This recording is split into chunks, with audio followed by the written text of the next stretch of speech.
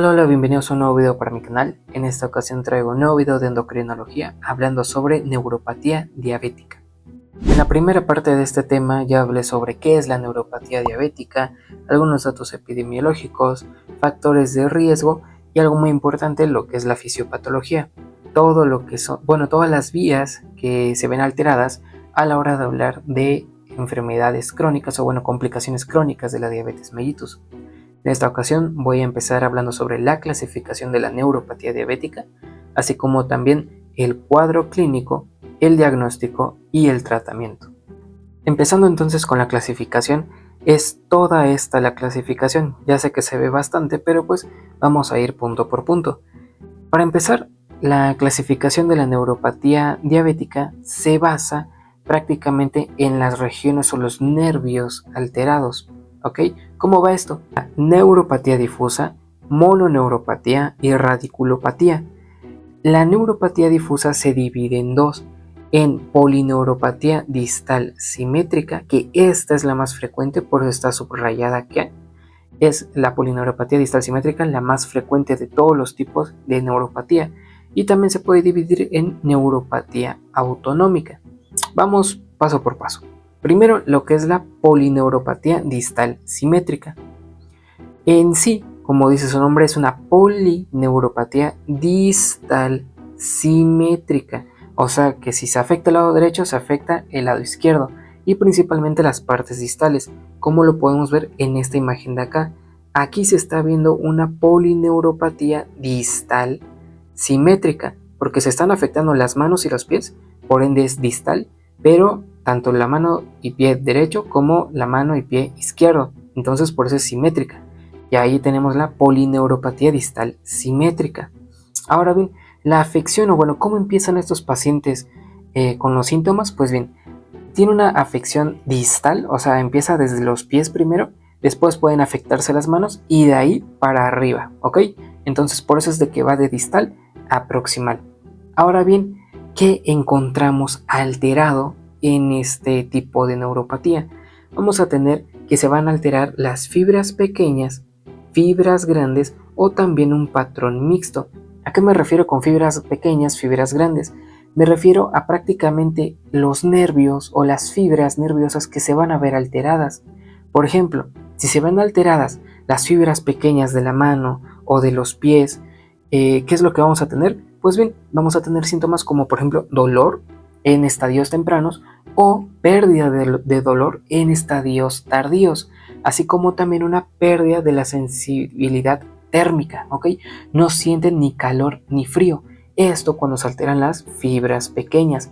Ahora, ¿qué pasa cuando se afectan las fibras grandes de las manos o de los pies? Pues vamos a tener pérdida de la sensibilidad vibratoria, o sea, palestesia, así como también una pérdida de la sensibilidad propioceptiva y también un reflejo de estiramiento muscular muy importante, que es el aquileo.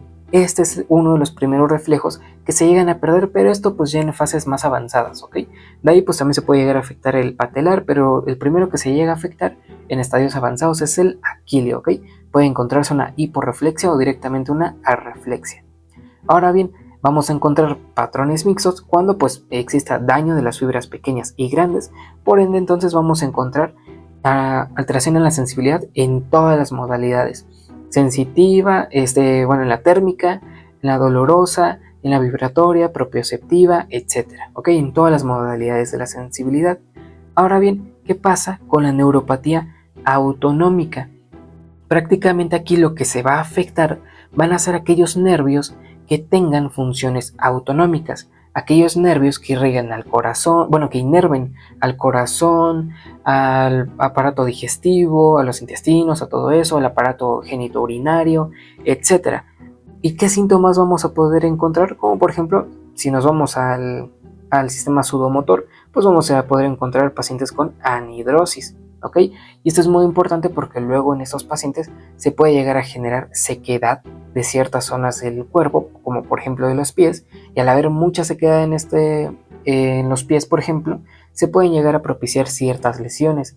Y si por ejemplo le añadimos a que tiene una pérdida de la sensibilidad dolorosa, tiene una lesión y una pérdida de la sensibilidad dolorosa, ¿qué creen que pase? El paciente ni se va a dar cuenta ni se va a tratar la lesión y va a progresar esta lesión y puede llegar a una amputación. ¿Ok? Por eso es muy importante entender toda la sintomatología de estos pacientes para poder llegar a prevenir que se llegue a la amputación.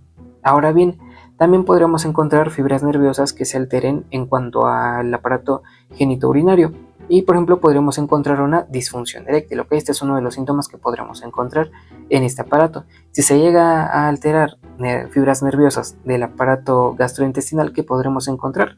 Gastroparesia, por ejemplo, o del sistema cardiovascular, que podríamos encontrar un síntoma muy importante como lo es la hipotensión ortostática. ¿Ok? Y pues, ¿qué otros síntomas también podríamos llegar a encontrar? Si por ejemplo hay una pérdida de la sensibilidad que se me pasaba a mencionar, pues podríamos encontrar hormigueo, entumecimiento, paresias, atrofia muscular, deformidades óseas y pues alteraciones en la marcha. Ok, nada más ahí como paréntesis porque se me había olvidado mencionarlo, pues acá. Ahora bien, en cuanto a la mononeuropatía que vamos a tener, como dice su nombre, mononeuropatía, daño en un solo nervio periférico. Va a haber pérdida de función en la parte del cuerpo inervado por ese nervio. ¿Ok? También en algunas partes leí que se podría encontrar una monopolineuropatía o algo así por el estilo, algo así se definía, pero en sí pues como tal, simplemente el mismo concepto como que se contradice, porque si es mono no puede ser poli, pero no recuerdo bien el concepto que se decía, pero en sí es solo mononeuropatía, es un solo nervio periférico afectado. ¿Ok? ¿Y cómo podríamos encontrarlo? Pues como por ejemplo acá. Aquí en esta imagen, si se dan cuenta, simplemente se está afectando un nervio, probablemente sea el cubital. Entonces podríamos tener la afección de la mononeuropatía dependiendo del nervio que se afecte. Y por ejemplo aquí les puse algunos ejemplos. Si se afectan ojos que dan la motilidad ocular, ¿qué podremos encontrar? Parálisis ocular más diplopía, ¿ok? Porque se va a generar un estrabismo que pues es esta desviación ocular y pues por ende nos va a generar la visión doble, o lo que es lo mismo, la diplopía. Así como también si se afecta, por ejemplo, un nervio del brazo, pues nos podría dar una mononeuropatía radial o del nervio mediano. Y por ejemplo, si se afecta un nervio del muslo, por ejemplo, podremos encontrar una mononeuropatía femoral. Ahora bien, continuando por último con lo que es la radiculopatía, vamos a tener afección de las raíces nerviosas de la columna vertebral. Y pues, por ejemplo, la más común pues es afección de la región lumbar, que prácticamente es en la espalda baja. ¿Qué van a señalar estos pacientes? Pues nos van a señalar un dolor punzante o como de quemazón en la espalda baja y que luego se puede irradiar hacia lo que son los muslos, a lo que son las piernas. Y pues también se podría encontrar una radiculopatía, pero de la región torácica. Pero en sí, entonces, ¿cuál es la neuropatía diabética más común? Les repito, lo que es la polineuropatía distal simétrica, y de esta es lo que se va a basar principalmente el video. Voy a hablar más de esto sobre el cuadro clínico, así como también el diagnóstico y el tratamiento, porque los otros pues no son tan comunes, ¿ok? La polineuropatía distal simétrica abarca aproximadamente el 75% de todas las neuropatías diabéticas. Ahora bien, hay otra clasificación en clínica y en subclínica. Subclínica, como está acá, pues prácticamente donde no hay síntomas o cuando el paciente luego no refiere nada.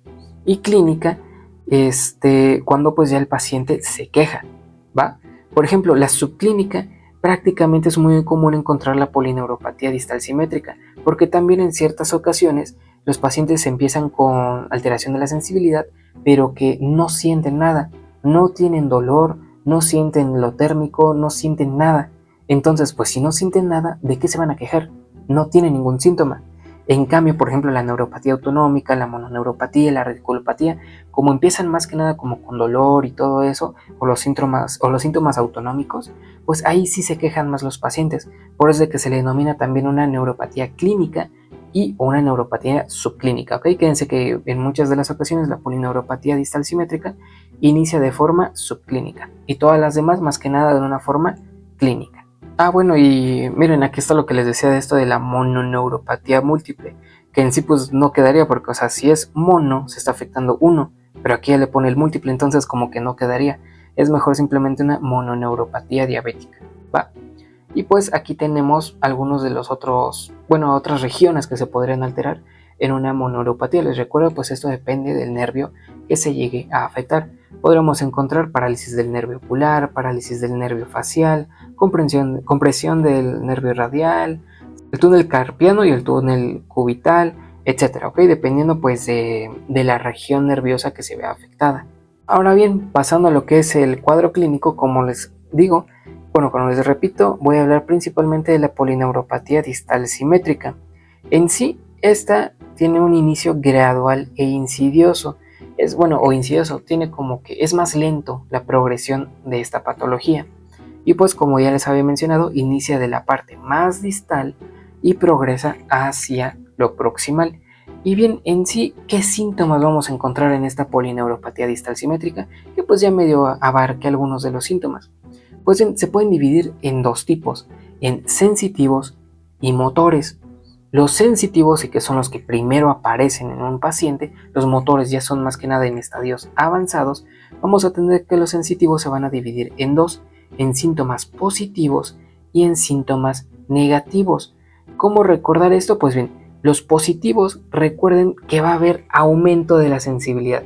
Vamos a tener, por ejemplo, una hiperalgesia, una alodinia o dolor, por ejemplo, urente, de quemazón o eléctrico. Entonces quédense con eso. Los síntomas sensitivos positivos son los que como que vemos aumentada la sensibilidad, ¿ok? Que tiene el paciente dolor, hiperalgesia, alodinia, todo esto.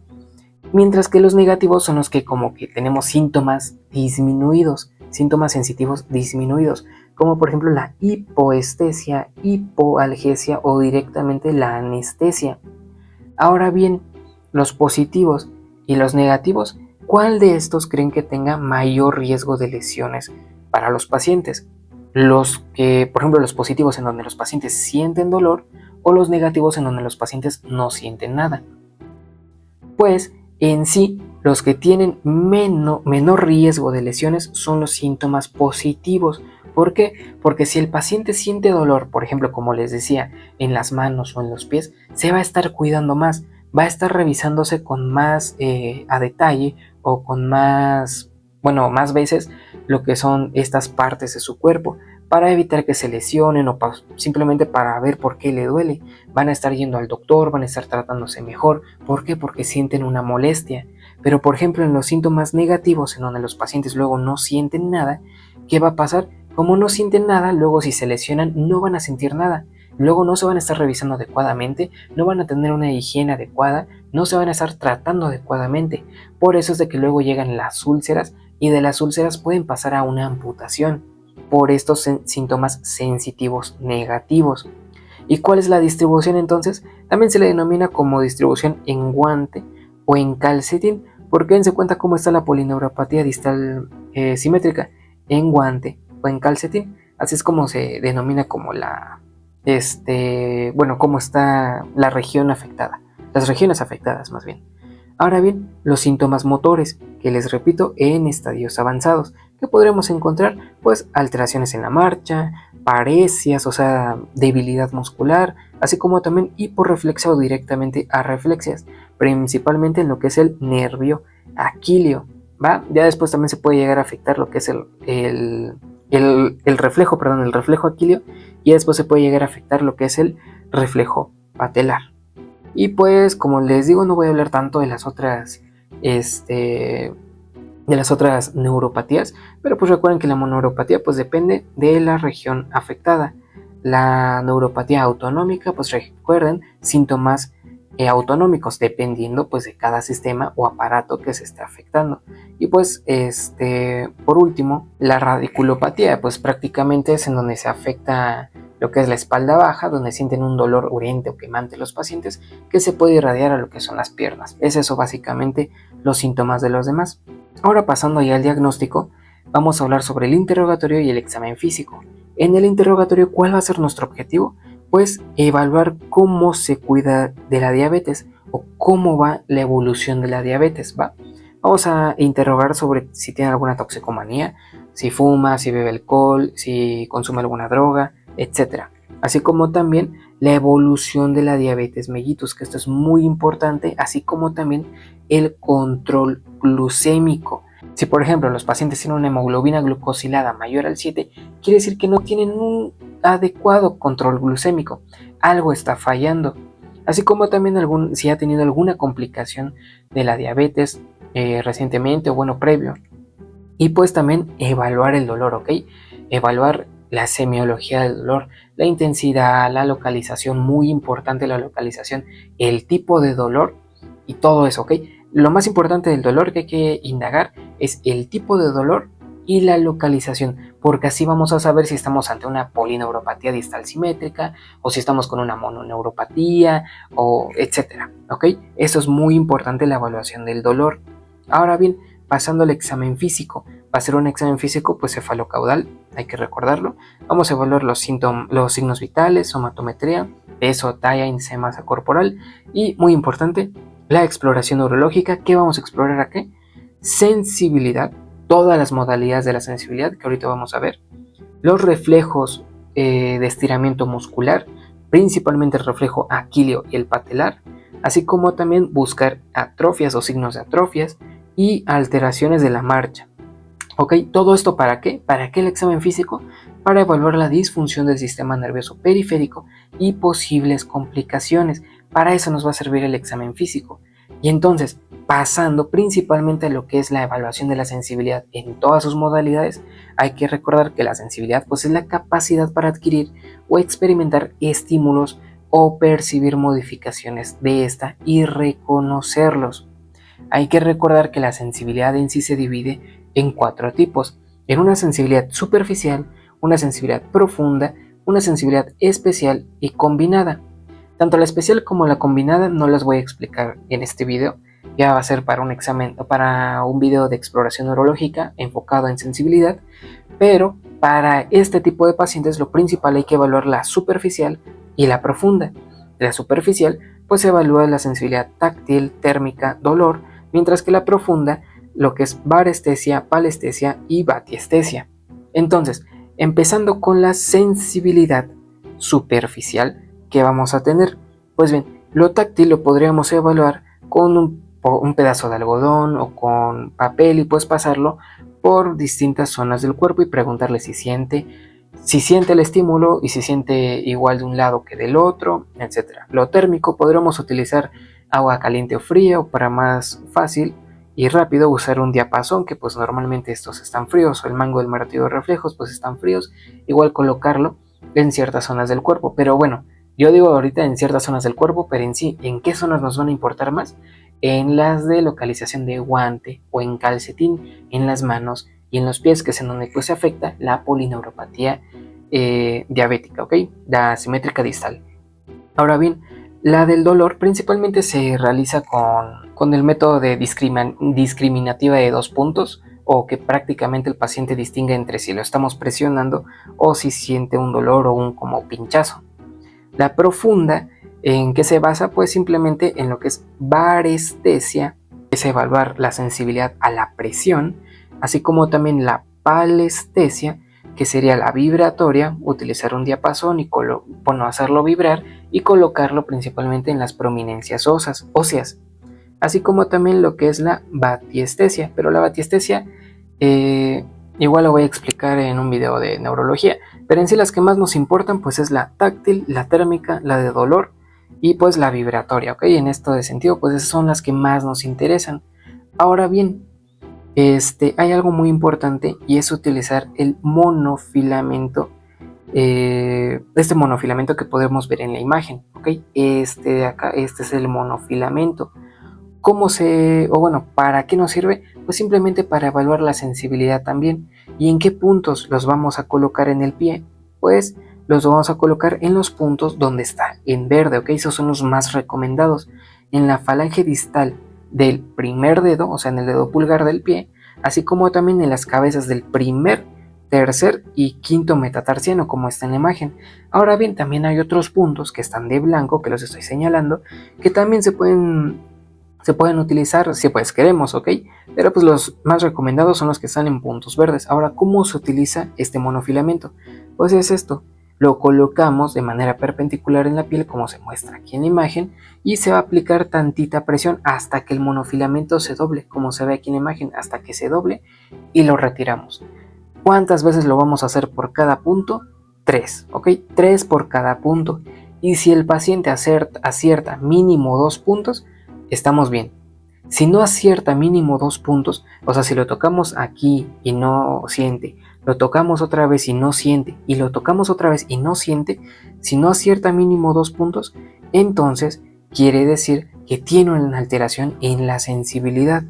Y pues, ¿qué pasa si por ejemplo encontramos hiperkeratosis en los pacientes o bueno, en los pies de los pacientes? Pues simplemente hay que rodear esa hiperkeratosis, ¿ok? No hay que presionar ahí en la hiperkeratosis, puesto que pues no van a sentir nada, porque pues hay hiperkeratosis, simplemente hay que rodear si es que por ejemplo se encuentra en alguno de estos puntos.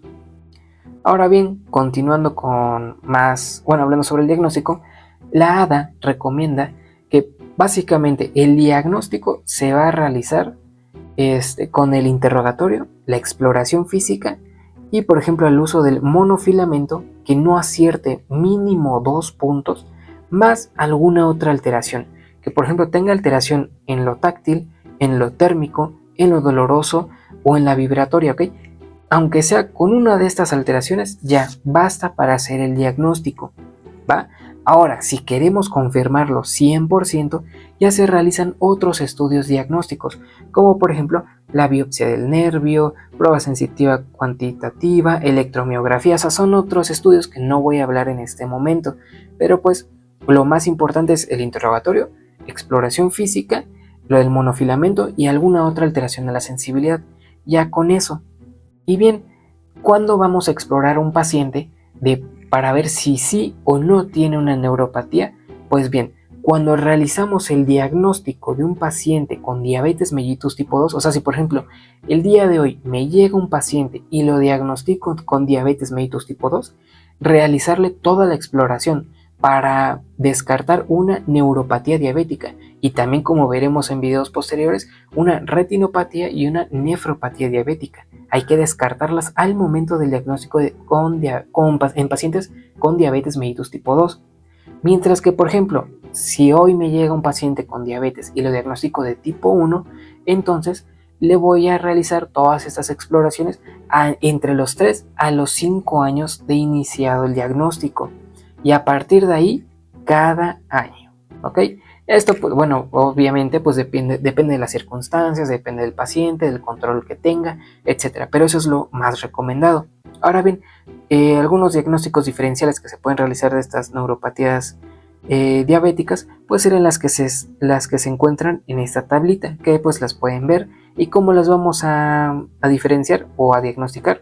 Pues con otros métodos de laboratorio, como lo podemos ver acá. Pero pues no me voy a meter tanto en esto. Quédense con que el interrogatorio, exploración física, el monofilamento y otra alteración de la sensibilidad ya prácticamente nos dan el diagnóstico de neuropatía diabética. Ahora bien, ya para terminar, empezamos con el tratamiento. El tratamiento se va a dividir en 3 puntos: en una monoterapia, en tratamientos combinados o en otros tratamientos que ahorita vamos a ver. En cuanto a la monoterapia, ¿qué podremos utilizar? Los gabapentinoides, así como también podremos utilizar antidepresivos tricíclicos, como lo podemos ver aquí en la imagen, o inhibidores de la recaptura de serotonina y noradrenalina. Veamos este esquema de acá. Tenemos entonces los de primera línea, los de monoterapia que se pueden usar. Estos aquí son los de primera línea, todos estos. Los gabapentinoides, encontramos por ejemplo la gabapentina, aquí están sus dosis, así como también la pregabalina.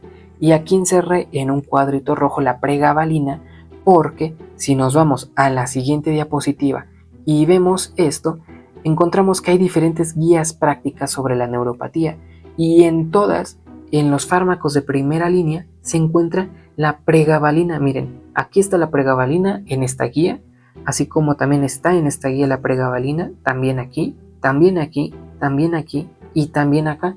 Es la única en todas las guías que es la que más se recomienda como de primera línea. En todas está la pregabalina. Entonces, pues esta es como que el de mayor elección, ¿ok? De los de primera línea es el de primera elección. ¿Y qué efectos adversos encontramos? mareo, somnolencia y edema periférico.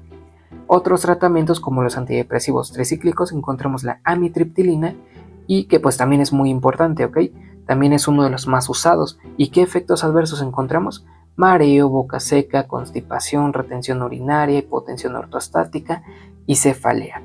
Y pues los inhibidores estos pues encontramos lo que es la duloxetina o la venlafaxina. Y pues cada uno con sus dosis que pueden ver ahí. Y pues la terapia combinada, de las más recomendables pues sería esta pregabalina con amitriptilina, ¿ok? Eso sería como tal el tratamiento en monoterapia o los combinados. En monoterapia pues aquí están los de primera línea. Ahora bien, ¿qué otros fármacos podríamos encontrar? Opioides, que vienen siendo los de segunda o tercera línea, que tienen un efecto analgésico y que son muy buenos en las crisis de dolor. Un ejemplo de esos opioides encontramos el tramadol.